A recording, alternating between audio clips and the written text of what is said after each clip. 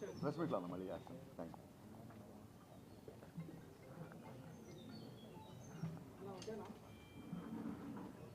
Ready. అందరికీ నమస్కారం అండి. మీ అందరికీ తెలుసు ఇవాళ మార్నింగ్ ఎర్లీ మార్నింగ్ ఆంధ్రాలో 4 o'clock నుంచి ఇక్కడ నుంచి 7 o'clock నుంచి మా సినిమా రిలీజ్ అయింది. Extraordinary response. ఫస్ట్ యూఎస్లో స్టార్ట్ అయింది. యూఎస్లో ఎక్స్ట్రాడినరీ రెస్పాన్స్, తర్వాత ఆంధ్రాలో అన్ని ఏరియాల నుంచి, Uttarandhra, east west, Krishna, Ceded అన్ని చోట్ల నుంచి సేమ్ రెస్పాన్స్. తర్వాత ఇక్కడ తెలంగాణలో స్టార్ట్ చేసాము. మేము విమల్ థియేటర్కి వెళ్ళాము. Extraordinary response. అంటే ఫ్యాన్స్ విపరీతంగా ఎంజాయ్ చేశారు. అయిన తర్వాత మేము థియేటర్ నుంచి బయటకు రావడానికి 1 hour పట్టింది. అంత ఫెస్టివల్ వాతావరణం నడిచింది అక్కడ. అండ్ షోకి టాక్ ఇంకా ఇంప్రూవ్ అవుతుంది. Talk collections we're so happy. అంటే మేము ఇన్ని రోజులు వెయిట్ చేసిన తర్వాత ఇవాళ రిజల్ట్ మేము ఎక్స్పెక్ట్ చేసిన దానికంటే ఎక్కువ రెస్పాన్స్ వచ్చింది. And we're so happy. And we want to thank entire audience for receiving this film so positively. And అందరూ థియేటర్కి వెళ్ళి ఈ సినిమాని చూడండి. ఇది కంప్లీట్ ఫ్యామిలీ ఎంటర్టైనర్. అన్ని సెక్షన్స్ ఆఫ్ ఆడియన్స్కి నచ్చే విధంగా ఈ సినిమా ఉంది. అండ్ పవన్ కళ్యాణ్ గారు 1-man show. First half, second half అంతా ఎక్స్ట్రాడినరీగా పర్ఫామ్ చేశారు. అండ్ అగైన్ ఆయన ఫ్యాన్ అయిన హరీష్ గారు గబ్బర్ సింగ్ తర్వాత దానికంటే బెటర్గా రెస్పాన్సిబిలిటీ తీసుకుని చేశారు. And we're so happy. And we want to thank entire technicians, Anand Sai గారు, బోస్ గారు, అమృత డిఎస్పీ గారు, ఆర్ఆర్జే తమన్ గారు, అండ్ ఎవ్రీబడి, హీరోయిన్స్ శ్రీలీల, రాశిక్, and everybody are extraordinary. So we're so happy అండి. And we'll do more events and celebrate this film. And once again we want everybody to come to theatres and watch this Ustad Bhagat Singh ఇవాళ festival holidays ఉన్నాయి. And ఇది ఒక 3-4 weeks నడిచే cinema. And next week ఆ 5 week కూడా holidays ఉన్నాయి. So we're confident that it's going to do huge numbers. And more than that, everybody are going to love this film. Thank you. అందరికీ నమస్కారం అండి. We are very very happy అండి. After so long time ఈ ప్రొడక్షన్లో కానీ ఇదంతా కొంచెం time పట్టింది. కళ్యాణ్ గారితో సినిమా చేస్తే చాలు అనేది ఫస్ట్ అనుకుందండి, చాలు అది అచీవ్మెంట్ అని. అలాంటిది ఇలాంటి పెద్ద హిట్ సినిమా కళ్యాణ్ గారితో చేయటం వల్ల డబుల్ బోనాంజా అందింది మాకు. ఇది చాలా మెమరబుల్ డే అండి మాకు ఈ రిజల్ట్ అందుకున్న రోజున. అలాగే ఫస్ట్ పొద్దునుంచి చూస్తున్నామండి. మార్నింగ్ ఫస్ట్ చెప్పటం, సార్ ఇంటర్వెల్ దాకా ఓకే, తర్వాత చాలా బాగుంది ఫస్ట్ టాక్. తర్వాత అంతా రెడీ అయిపోయి బ్రేక్ఫాస్ట్ అయ్యే టైంకి సార్ ప్రీ క్లైమాక్స్ నుంచి అదిరిపోయింది సార్, సెకండ్ హాఫ్ అసలు ఎనార్మస్గా అదిరిపోయింది అన్నారు. తర్వాత మళ్ళీ ఆఫీస్ వచ్చే టైంకి సార్ ఫస్ట్ హాఫ్ బాగుంది, సెకండ్ హాఫ్ కూడా చాలా బాగుంది. అంటే గంటకి ఎనార్మస్గా ఎక్కువ నెంబర్ ఆఫ్ ఆడియన్స్ చూసిన కొద్దీ అది చాలా పాజిటివ్గా వెళ్ళింది. అండర్లైన్ పాయింట్ ఏంటంటే ఇది ఏదో క్రిటిక్స్ సినిమానో ఎలాంటిది కాదండి. ఇది ఆడిటోరియంలో సెలబ్రేట్ చేసుకునే సినిమా. చానాళ్ళ తర్వాత ఒక పెద్ద హీరోకి ఒక పెద్ద కమర్షియల్ ఫార్మాట్లో సినిమా చూసి చానాళ్ళు అయింది. ఇది అలాంటి సినిమా అండి. కమర్షియల్ సినిమా అంటే ఇదేదో మాకు కాదేమో అనేది కాదు. టోటల్ అందులో ఆల్ ఇంగ్రీడియంట్స్ ఉన్నాయి. ఫ్యామిలీ ఆడియన్స్ చానాళ్ళ తర్వాత ఓ పెద్ద స్టార్ సినిమా థియేటర్కి వెళ్ళి చూసి ఎంజాయ్ చేసే సినిమా. మేము అంతా ఎంతో హ్యాపీగా ఉన్నామండి. చాలామంది రేరెస్ట్ బాగా క్రిటికల్గా చూసే వాళ్ళ ఒపీనియన్లు కూడా తీసుకున్నాం.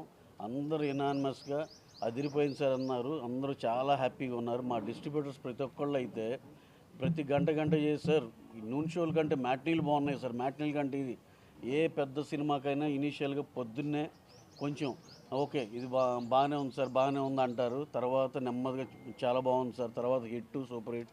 ఇలా ఈ మధ్యకాలంలో ఏ సినిమాని మీరు ఉదాహరణ తీసుకున్నా సరే పొద్దుని సాయంత్రం ఫస్ట్ షోకి వెళ్ళేపాటి సూపర్ హిట్ సార్ అనేది మంచి సినిమాలు అన్నిటికీ వచ్చింది. ఇది కూడా అలాగే హిట్ అంటున్నారు. ఫస్ట్ షోకి సెకండ్ షోకి సూపర్ హిట్, బ్లాక్ బస్టర్ అనే టాక్ సెటిల్ అవుద్దని మేము బలంగా నమ్ముతున్నామండి. ఇదేదో జస్ట్ మేము నమ్మామనే కాదు, మేము అందరి దగ్గర ఫీడ్బ్యాక్ తీసుకున్నాక చెప్తుంది. We're very very happy for the success of this film. మేము ఏదైతే ఎక్స్పెక్ట్ చేసామో ఇనీషియల్గా స్లోగా ఉంటుంది అనుకున్నాం, కానీ దాన్నే సర్ప్రైజ్ చేసింది. నిన్న నైజాంలో బుకింగ్స్ ఓపెన్ చేస్తే ఎంత సక్సెస్ఫుల్గా ఎలా ఫుల్స్ అయినాయో మేము అంత కళ్ళారా చూసాం. We're very very happy. రేపు ఎల్లుండి నాకు తెలిసి సండే కల్లా అందరూ బ్రేక్ ఏమైనా అయిపోతారని బలంగా నమ్ముతున్నాం.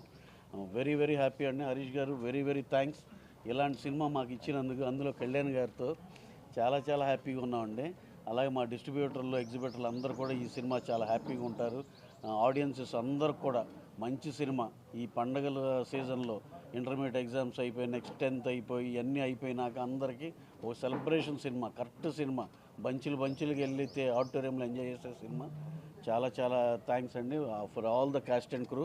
ఈ సినిమాలో చేసిన అందరికీ డిఎస్పి గారు సాంగ్స్ కానీ, తమ్మన్ గారు బ్యాక్గ్రౌండ్ స్కోర్ కానీ, శ్రీలీల గారు, రాశి ఖన్నా గారు, మా ఆనంద్ సాయి గారు సెట్సే కానివ్వండి, డిఓపి అయాంక బోస్, రవివర్మన్, అసలు అందరూ ఒకళ్ళు కాదండి, చంద్రబోస్ గారు, లిరిసిస్ట్ అందరికీ పేరు పేరున థ్యాంక్స్ అండి. ఇది చాలా మెమరబుల్ సినిమా. ఎన్నాళ్ళ నుంచో వేచి చూస్తున్న దానికి వాళ్ళు రానే వచ్చింది. We're very very happy for everything what all happen to Ustaad Bhagat Singh అండి. Thank you very much. ఇంకా హీరో గారి గురించి చెప్పాలంటే మేము ఇదివరకు చెప్పినట్టే ఎంత అంటే అంత అందంగా ఉన్నారు సినిమాలో. దీంట్లో ఒక 10 పాయింట్స్ రాసుకోవచ్చు అండి దానికోసం, దేనికి వెళ్ళాలి అనే దానికి. అలాంటి ఐటమ్స్ చాలా ఉన్నాయి దీంట్లో. ఇంకా హీరో గారు పడిన కష్టానికి కానీ దీనికి కానీ కరెక్ట్ డివిడెంట్ అని మేము అనుకుంటున్నాం. Sir you have done an excellent job అండి. Thanks a lot for giving us this memorable film Kalyan గారు. థ్యాంక్ యూ వెరీ మచ్ అండి. చాలా హ్యాపీగా ఉందండి. ఆఫ్టర్ 10 years తర్వాత ఈ మూవీ చేస్తున్నాను. అండ్ మైత్రి బ్యానర్లో నవీన్ గారు, రవి గారు one of the finest producers ఇంతవరకు నేను వర్క్ చేసిన దాంట్లో. ఎందుకంటే ఎక్కడ కూడా కాంప్రమైజ్ అవ్వకుండా మాకు ఉన్న 50 days, అంటే కళ్యాణ్ గారు ఇచ్చిన 50 daysలో ఇంత క్వాలిటీ ఆఫ్ ద మూవీ అనేది చాలా డిఫికల్ట్ అండి. అంటే ఇంత నాకు తెలిసి 24/7 మేము వర్క్ చేస్తున్నాం అండి.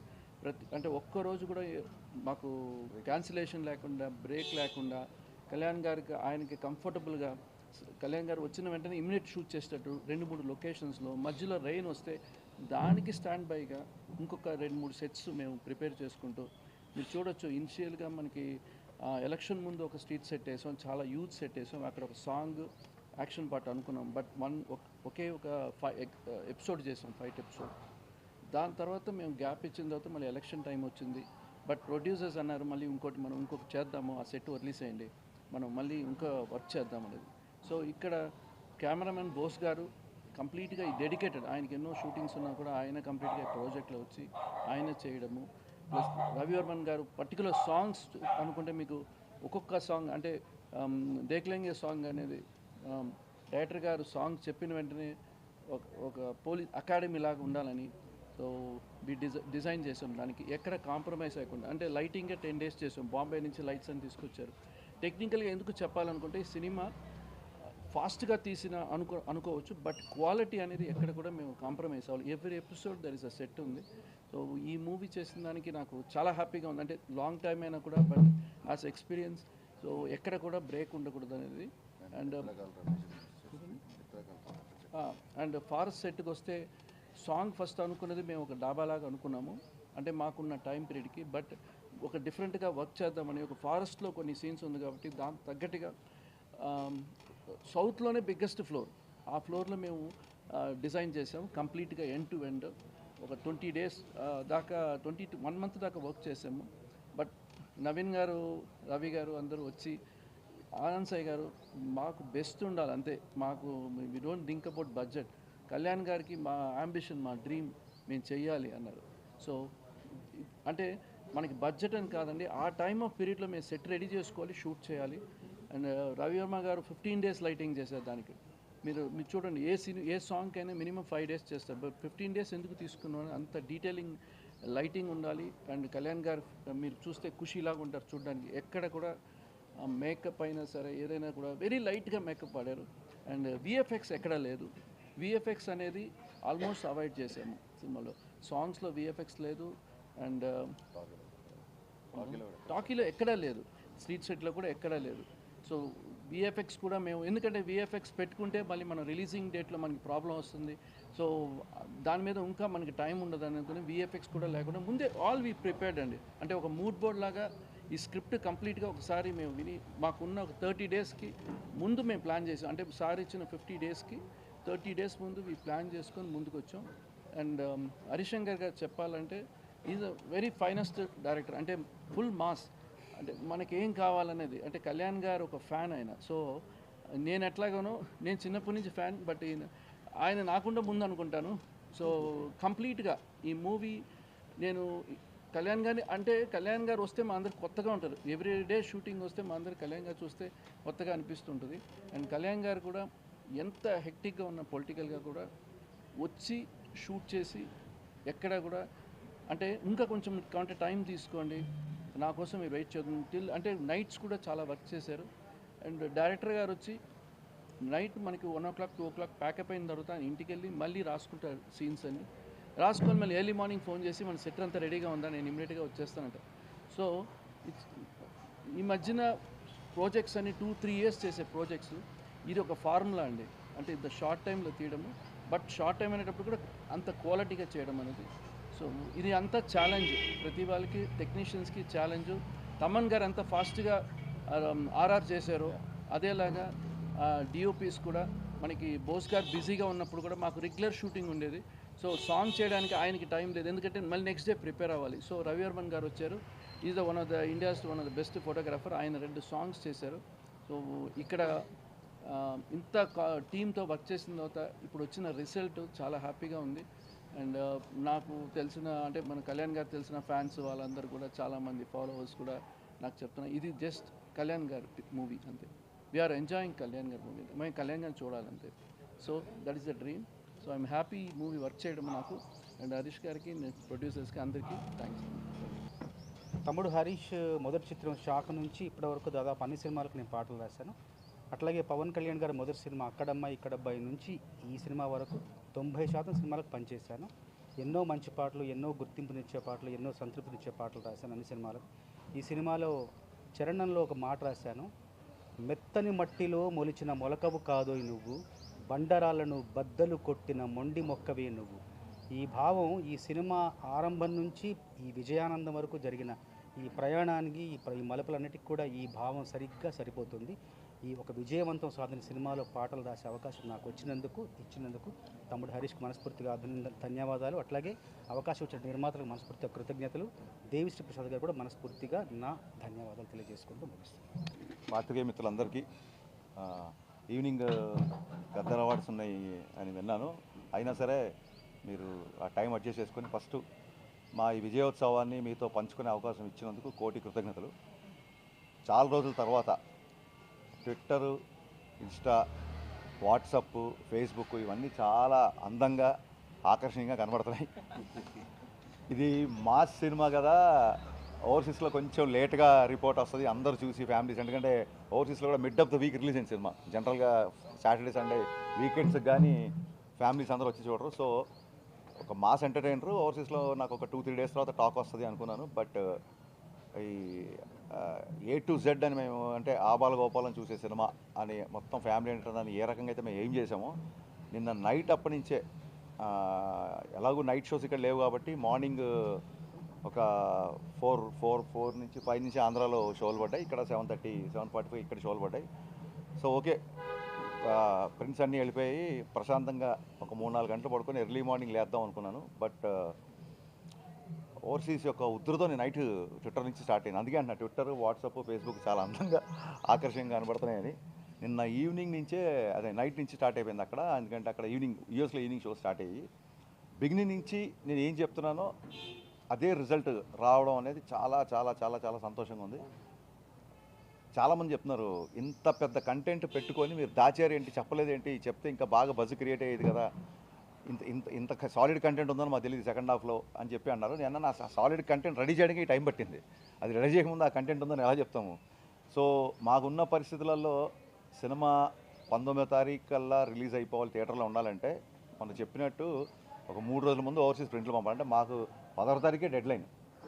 16వ తారీఖు కల్లా రెడీ చేయాలి. ఈ రెడీ చేయడానికి తమన్ అండ్ టీం, అలాగే మా ప్రొడక్షన్ టీము, చందు గారు, మా డైరెక్షన్ డిపార్ట్మెంటు, మా ప్రొడక్షన్ రాంబాబు గారు, శ్రావణ్, సతీష్, సత్య, అందరి పేర్లు చెప్పాలి, బాబు, వీళ్ళందరూ అన్నపూర్ణ స్టూడియోలో వంతుల వారీగా, అంటే ఒక 3 నైట్ అంతా ఉంటే ఇంకో 2 2 hours పడుకొని వచ్చి మళ్ళీ 2 hours చూడండి, మన సరిహద్దుల్లో కాపలా కాసే సైనికుల్లాగా పనిచేశారు. నిజంగా వాళ్ళందరికీ అఖిల్, రవి, అభి, గురు, అందరి డిపార్ట్మెంట్లో ఉన్న హర్షి, లోకేష్, వీళ్ళందరికీ నేను చేతులెత్తు బాబీ గుండెకాయని చెప్పాం కదా, బాబీ అయితే అసలు 1 అవర్ కూడా పడుకోలేదు. సో 16th ప్రింట్స్ రెడీ చేసి పంపించడమే ఈ సినిమా ఒక పెద్ద సక్సెస్ అండి.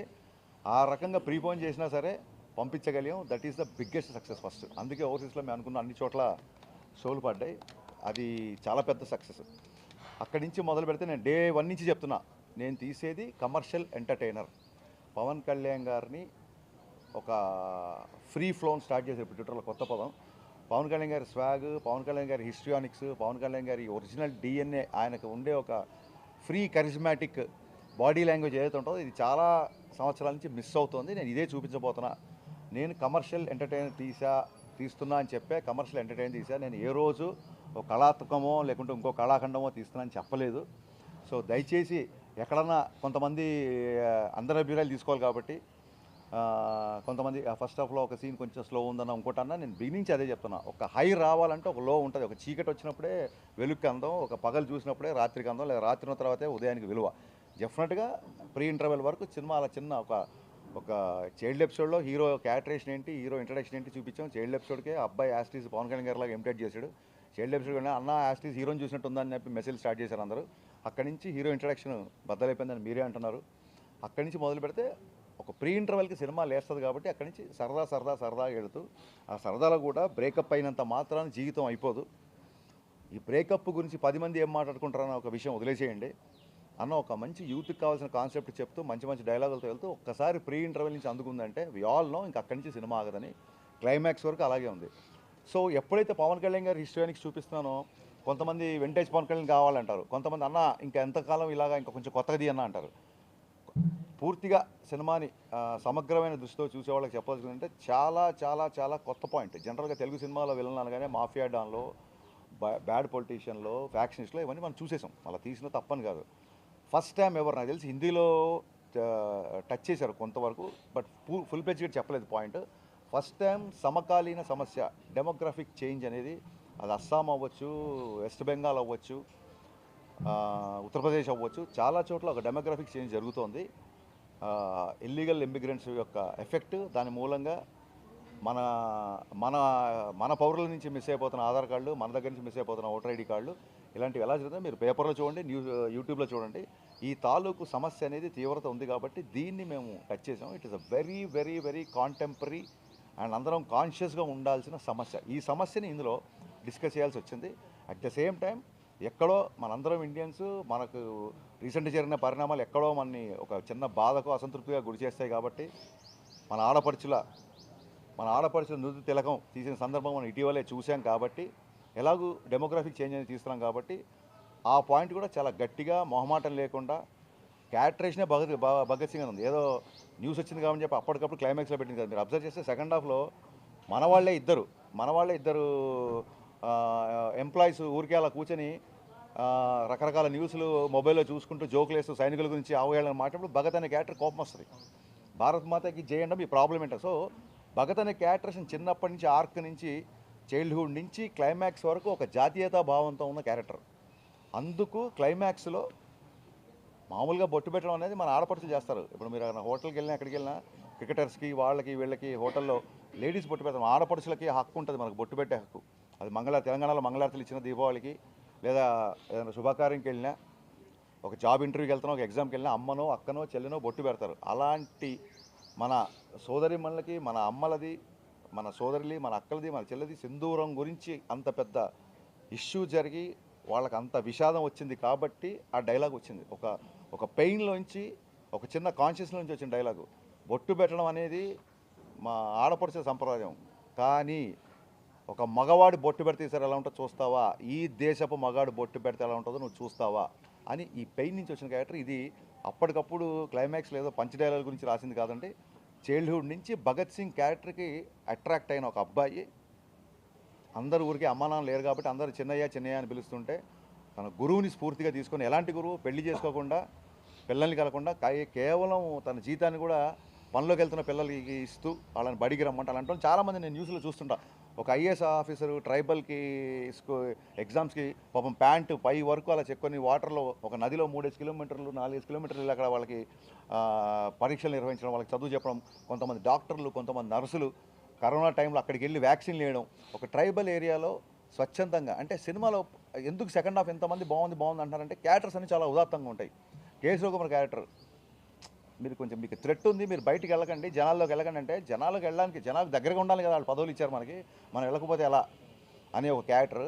పల్లవి అనే ఫ్రెండ్ క్యారెక్టర్ ఒకటే రూమ్మేట్ అవ్వడం మూలంగా మిస్అండర్స్టాండింగ్తో తన బదులు నన్ను తీసుకొచ్చారు. ఇప్పుడు నేను కనుక తను కాదని చెప్తే ఇదే పొజిషన్ తను ఉంటుంది కదని చెప్పి తను త్యాగం చేసి ఆ పెయిన్ తీసుకున్న క్యారెక్టర్, ఆ క్యారెక్టర్ చాలా ఉదాత్తంగా ఉంటుంది. సో ఇలాగా అన్ని క్యారెక్టర్లు పండడం మూలంగా ఈవెన్ పార్థిబన్ కూడా బ్యాడ్ క్యారెక్టర్ అయినప్పటికీ, ఒక నెగిటివ్ పాత్ర పోషించినప్పటికీ అమేజింగ్ స్క్రీన్ ప్రజెన్స్. యాక్చువల్గా ఎందుకు హీరో బతకాలి, నేను ఎందుకు నీ మనకి ఇంత బాగుంది అన్న వాళ్ళ కొడుకు చెప్తాడు, మా నాన్న అనవసరంగా ఈగోకి వెళ్ళాడు, ఆ రోజుని లేపేస్తావు పని అయిపోయిందని. సో ఒక అధికారం లేకపోతే ఒక అహంభావం ఉన్నప్పుడు కొంత మనుషులు ఒక మొండి పట్టుకు ఒక ఈగోకి వెళ్తారు చూసారా, అలాంటి ఒక నెగిటివ్ క్యారెక్టర్. సో ప్రతి క్యారెక్టర్ చాలా అద్భుతంగా పండడం మూలంగా మీరు అందరూ సెకండ్ హాఫ్ బాగుంది అన్నారు. సెకండ్ హాఫ్ బాగుంది అంటే ఫస్ట్ హాఫ్ బాగాలేదు కాదు, ఫస్ట్ హాఫ్ కంటే సెకండ్ హాఫ్ బాగుంది. ఎప్పుడైతే సెకండ్ హాఫ్ ఎక్స్ట్రానర్గా ఉందో బాగున్న ఫస్ట్ హాఫ్ కూడా ఫస్ట్ హాఫ్ కంటే సెకండ్ హాఫ్ ఉంది. మా ఫ్యాన్స్ కూడా ఇలా యారోలు పెట్టేసి సెకండ్ హాఫ్ ఎక్కడో ఉంది ఫస్ట్ హాఫ్ కంటే ఇలా 10 యారోలు పెడతారు. ఫస్ట్ హాఫ్లో అందరి డ్యాన్స్ ఇమిటేషన్ అంటే తను డ్యాన్స్ చేయలేదని చెప్పి మిగతా వాళ్ళు చేసిన సూపర్. మీరు ఆ సీక్వెన్స్ అబ్జర్వ్ చేస్తే డ్యాన్స్ పరంగా ఎక్స్ట్రానర్గా ఉన్నాయో పెట్టాం. ఎందుకంటే కళ్యాణ్ గారు డ్యాన్స్ అనగానే తను నడుచుకుంటూ వెళ్తాడు, తన మీద తను సెటైర్ వేసుకోవడానికైనా ఆయన చాలా తను పెద్ద సీరియస్గా తీసుకోడు, తను పెద్ద స్టార్ అనుకోడు ఆయన, మనం అనుకుంటున్నాం ఆయన పవర్ స్టార్.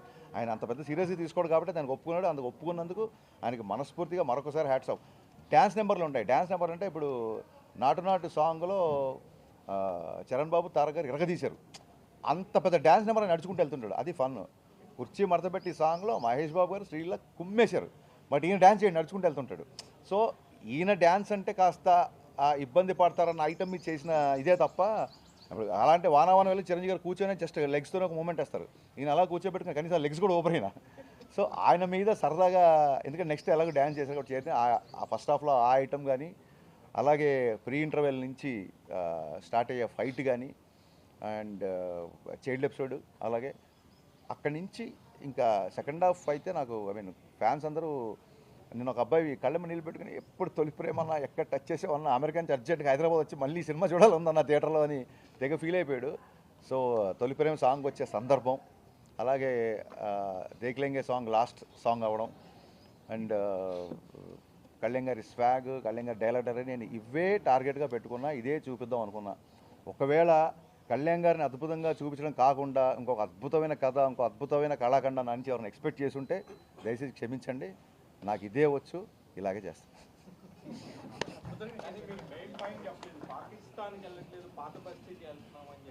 అవునండి, మన దేశంలో మనం స్వేచ్ఛగా ఉండొచ్చు కదా. అంటే దాని ఉద్దేశం ఏంటంటే మనకి మన ప్లేస్లో అన్ని ప్లేసులు మన సేఫ్ అనే, పాత బస్సుకి వెళ్ళడం మనందరం సేఫ్ ఫీల్, మన ప్లేస్ అది.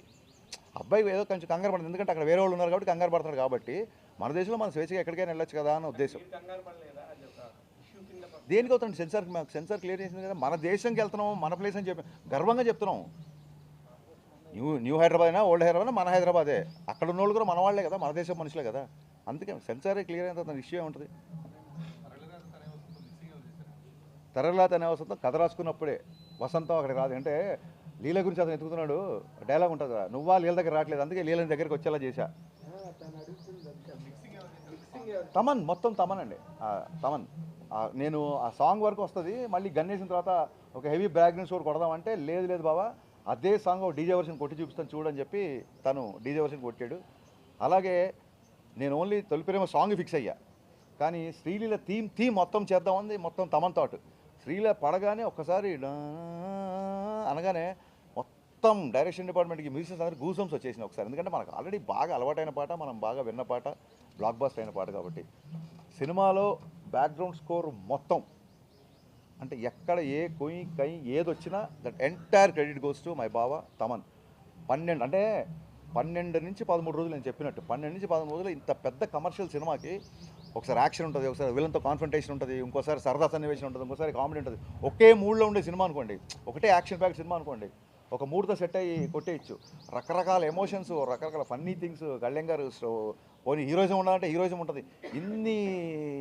ఇన్ని ఎలిమెంట్స్ ఉన్న సినిమాకి కేవలం 10-12 రోజుల్లో ఇంత అద్భుతమైన బ్యాక్గ్రౌండ్ స్కోర్ కొట్టడం అనేది తమన్కే సాధ్యం. అందుకే తమన్ కొట్టాడు. అండ్ కళ్యాణ్ గారు చాలా రోజుల తర్వాత డ్యాన్స్ చేస్తున్నారు, హరీష్ ఏం మాత్రం విజువల్ కాంప్రమైజ్ అవ్వద్దు అని మా వెనకాల పట్టుబట్టి ఈ సాంగ్స్ ఏ సిచ్యువేషన్లో వస్తాయి, నీకు సాంగ్లో ఉన్న ప్రయోజనాలు ఏంటని చెప్పి ఆయన డీటెయిల్గా నోట్స్ తీసుకొని బేసిక్గా నాకు డైరెక్టర్ కోసం పనిచేశాను అని అంటారు, కానీ ఒక 50% లేకపోతే 30% నా కోసం చేశారు. కళ్యాణ్ గారు అంటే எனக்கு లవ్. నా ఫ్రెండ్ వచ్చి డ్యాన్స్ చేస్తున్నాడంటే ఆ ప్లేస్ అదిరిపోవాలి. ఆ 2 సాంగ్స్ నాకు వదిలేసి ఏం చెప్పారు ఈయన. సో నాకు సిచ్యువేషన్ ప్రకారం ఎలా ఉండాలి, ఇలా ఒక పోలీస్ అకాడమీలాగా ఉండాలి. ఎందుకంటే మీకు తర్వాత ఇక మరీ ఎక్కువ చెప్తే లీక్స్ అయిపోతుంది. కథలో కూడా అది పార్ట్ కాబట్టి ఎందుకు రవివర్మన్ గారు వచ్చారంటే మేము ఇవాళ టాకీ షూట్ చేస్తున్నాం ఆయన కంపోజ్తో, నెక్స్ట్ డే టాకీ షూట్ అక్కడి నుంచి డైరెక్ట్ సాంగ్ సెట్లోకి వెళ్ళిపోవాలి. సో ఈయన షూటింగ్ వదిలేసి ఆ సెట్కి లైటింగ్ చేసిన టైం మా కెమెరామెన్కి లేదు. అందుకు సంజయ్లా బన్సాలీతో రామ్లీలా, బర్ఫీ ఇలాంటి మన అనురాగ్ బసుతో బర్ఫీ ఇలాంటి సినిమాలు తీసిన ఇండియా టాప్ కెమెరామెన్ రవివర్మన్ గారు, ఆనంద్ సాయి గారు ఒక మాట రిక్వెస్ట్ చేయగానే ఆయన వచ్చారు. ఆయన వచ్చి ఆ 2 పాటలు ఏమాత్రం కెమెరామెన్ ఇంకోతో ఉన్నాడు కదా అనకుండా ఆ 2 పాటలు ఆయన అద్భుతంగా షూట్ చేశాడు. సో ఎందుకో బిగినింగ్ నుంచి ఈ సినిమాకి అలా కుదిరిందండి. 2 ప్రొడ్యూసర్లు, 2 కెమెరామెన్లు, 2 మ్యూజిక్ డైరెక్టర్లు. సో కలెక్షన్ కూడా అలాగా డబల్ ధమాకలాగా వస్తుందని ఇక్కడి నుంచి 2 హీరోయిన్స్.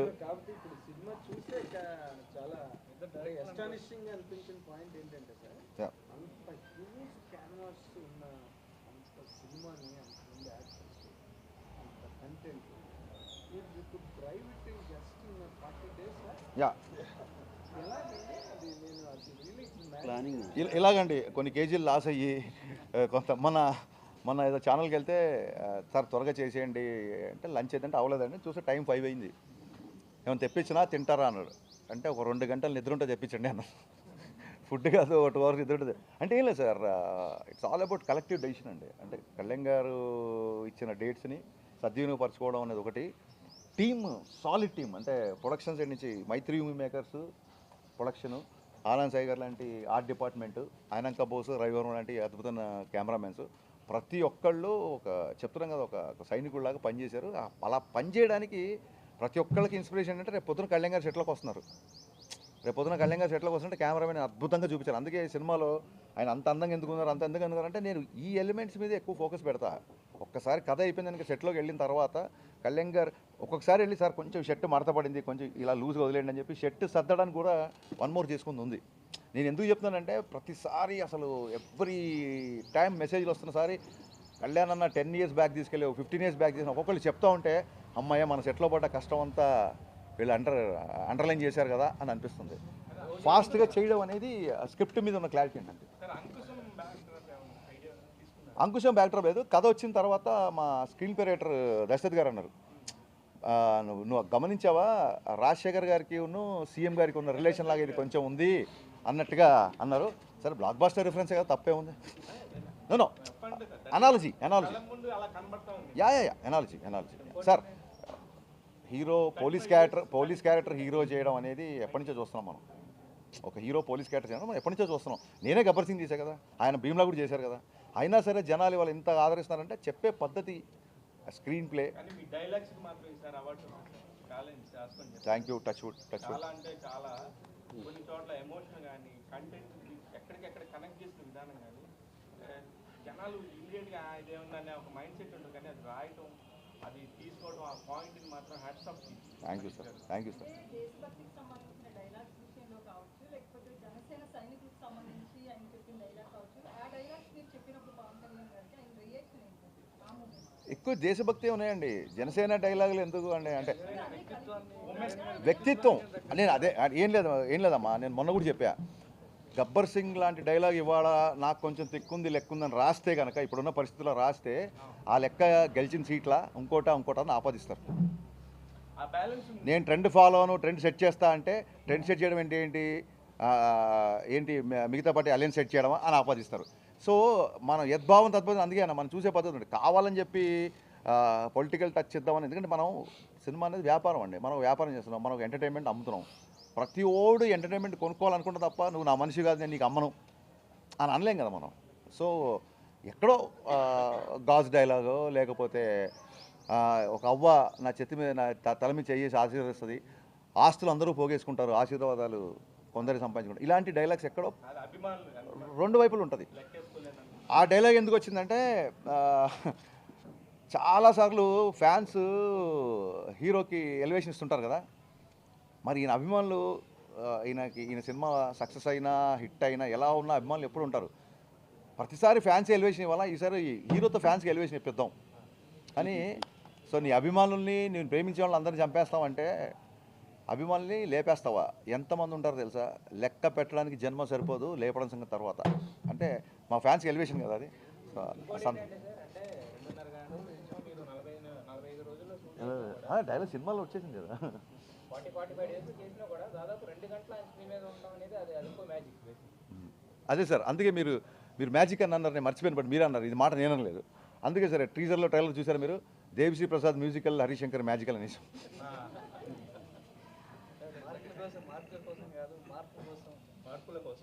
అవునండి, అంటే ఇలా ఉండే కుర్రాడు ఈడేం పని చేయ. అవును, మార్కుల కోసం పనిచేసే కుర్రాడు కాదు, మార్కులు తెచ్చే కుర్రాడు కాదు, మార్పులు తెచ్చే కుర్రాడు.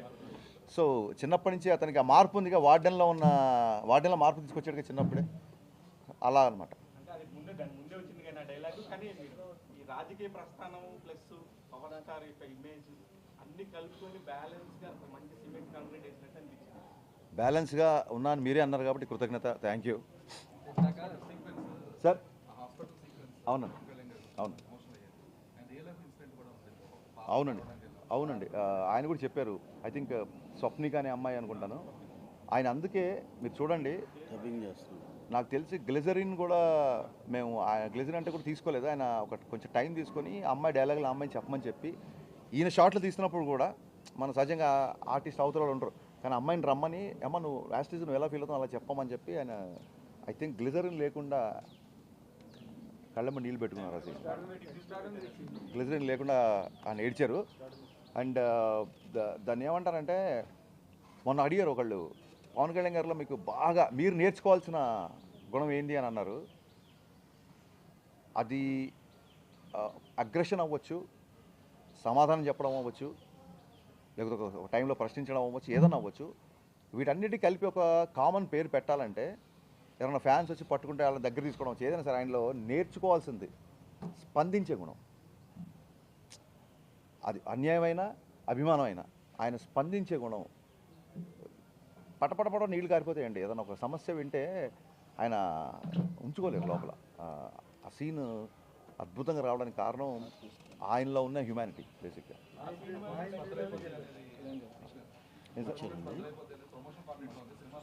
ఇదే సార్ ఈ పర్ఫార్మెన్స్ అని చెప్పింది. ఓహో కంటెంట్ అండి అది. బిఫోర్ ఎలక్షన్స్ తీసిన డైలాగ్ అది. ఆ తర్వాత లెంత్లో కుదరలేదు అది, అందుకే ఎక్కువగా క్యాంపెయిన్లో వాడాం.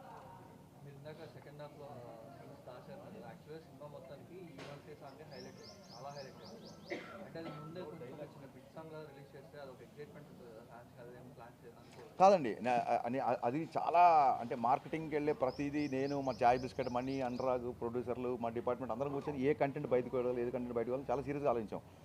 ఎప్పటికైనా సరే ఒక రీమిక్స్ చేస్తున్నాం అన్నప్పుడు ఒక తరానికి లేదా దాని ఫ్యాన్స్కి చిన్న లోపల కోపం ఉంటుంది, ఎందుకు ముందు ఆ పాటను చెడగొడతా అంటారు ఫస్ట్.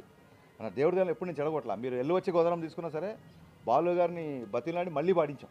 సార్ వేరే సింగర్లు పాడడం కాదు, ఈ పాట మనకి ఎందుకు నాస్టాల్జియా ఫీలింగ్ వస్తుందంటే ఆ సింగర్ గొంతు, ఆ పాట వినగానే మనం ఆ సినిమా ఎవరితో చూసాము, గర్ల్ ఫ్రెండా, ఫ్రెండా, అన్నయ్య, తమ్ముడా, ఏ థియేటర్లో చూసాము, ఏ రోజు చూసాము, ఏ పండగకి చూసాము, ఇవన్నీ గుర్తొస్తుంది. సంగీతంగా ఉండే మెమరీ అలాంటిది. అందుకే నాస్టాల్జియా అంటుంటాం మనం. ఆ నాస్టాల్జియా పాడకూడదు.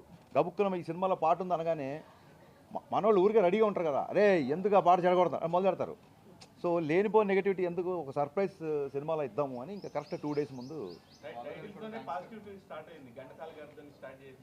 అవునండి, ఘంటసాల గారికి చెప్పాము ఒక యాక్షన్ సీక్వెన్స్కి క్లాస్ సాంగ్ ఇళరాజా గారి తలరా తనే వసంతం అని పెట్టడము, అందులో సాహిత్యాన్ని ఒక యాక్షన్ సీక్వెన్స్కి పెట్టడం, దానికి విపరీతం అప్రిషియేషన్ వస్తుంది. Thank you. బిగినింగ్ నుంచి చెప్తున్నా, లిరిక్స్ అన్నా, పాటలన్నా, సాహిత్యం అన్నా నన్ను పూర్తిగా మాస్ అని చెప్పేసి గట్టి అవతల పెట్టకండి.